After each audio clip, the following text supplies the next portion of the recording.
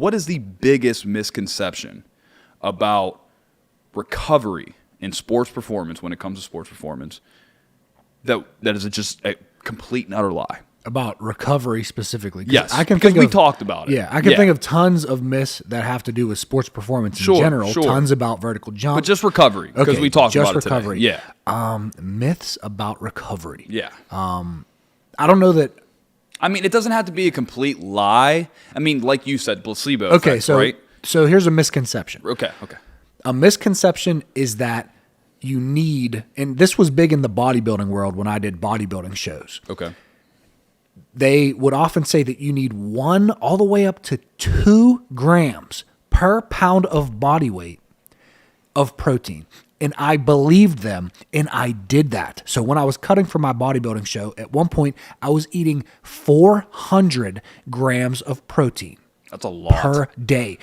I do not What did it look like coming out? I mean, it hurt? That's exactly what I was about to say. Yeah, go ahead. I don't mean to be gross. Right. But it hurt coming out. Right.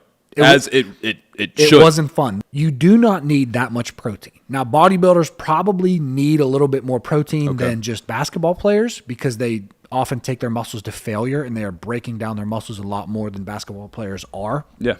But you don't need 1 all the way up to 2, 1 to 1.5 to 2 grams of protein per pound of body weight every single day. 0.8 to 1 grams per pound of body weight, like we talked about, is going to be just fine. I don't know if that's really a myth or a misconception or if that's even, accepted to be true anymore. But back when I was doing my bodybuilding shows, that was everywhere. Can I tell you a quick story? Yes. Back when I was in the Marine Corps, this is like when I first tried to start lifting weights, see if I was interested. I feel like every young man, eventually makes their way into the gym to try at least a run at bodybuilding. And I wasn't bodybuilding. I was just really trying to build my strength up. At the beginning, I was putting 2 or 3 scoops of protein in a shaker cup, filling it all the way up with whole milk, shaking it up, downing the whole thing. I felt like complete and utter garbage afterwards. Is it possible to take in too much protein and make yourself sick from it? Yes. Yeah. Especially at one time, you have to understand that your body. So let's say for me, I weigh 200 pounds. If I were to get 200 grams of protein all at one time, right, that's not as effective as if I got 4 different meals with 50 grams of protein. So that's what I aim for. So moderation. Meals. Don't take it all in at one time. Correct. Throughout the day. Correct. So you have not many people eat just once per day. Yeah. Some people do because they're fasting, you know. But for me, I eat 4 times a day. That you don't have to do that. You can eat 3 times a day, 5 times a day, 6 times a day, whatever is best for you. But make sure you spread out your protein, especially to stimulate protein synthesis all throughout the day. Stay in that anabolic state. But yeah, that is a big misconception, is getting too much protein. And this is what I will say: you need more protein if you're in a caloric deficit than you do a caloric surplus.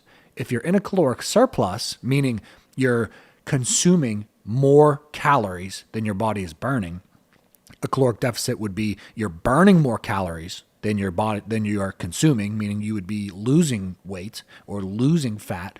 If you're in a caloric surplus, getting enough nutrients, enough food to fuel all of your activities, you don't need as much protein.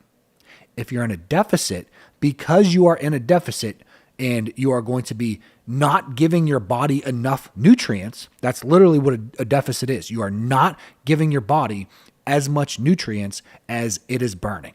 So you are going to need a little bit more protein to preserve that muscle and to help you recover. I mean, that makes sense. Right. That makes sense. So again, just so you can reiterate the fact, and I know you talked about this earlier, and just hit on it real quick, what's the correct amount of protein that you should be taking in daily? 0.8 grams all the way up to 1 gram per pound of body weight. Okay, thank you. I mean, again, I know we hit on that, but I just wanted you to repeat. If you weigh 150 pounds, you get 150 grams of protein. Or, or just a little shy. Or, a little shy. Yeah, I got you. I'm terrible at math, so I can't tell you 0.8 of whatever body weight I say. Gotcha.